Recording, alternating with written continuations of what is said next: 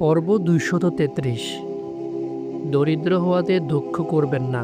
কারণ আলী রাদিয়াল্লাহু আনহু বলেছেন, মানুষ যে ভালো কাজ করে তা অনুপাতে তার মূল্য নির্ধারণ করা হয়।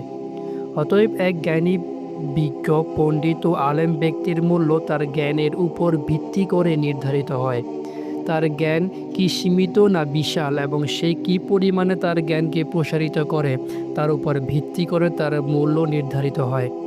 অনুরূপভাবে কবির মূল্যায়ন হয় তার কবিতার মানের উপর, এবং এ কারণে এই কথা প্রতিটি পেশার প্রতিটি লোকের জন্যই প্রযোজ্য।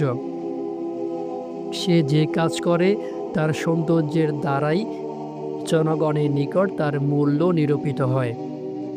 পেশা অনুসারে নয়, বরং ধর্ম অনুসারে এবং সাধারণত জীবন অনুসারে প্রত্যেকেরই উচিত ভালো কাজ করে তাদের জ্ঞান ও প্রজ্ঞার স্তর বৃদ্ধি করে, তাদের মনকে সংস্কৃতি সম্পন্ন ও সভ্যভব্য করে এবং তাদের ব্যক্তিত্বের মহান চারিত্রিক বৈশিষ্ট্যকে উন্নত করে, তাদের মূল্য বৃদ্ধি করার জন্য কঠোর প্রচেষ্টা করা।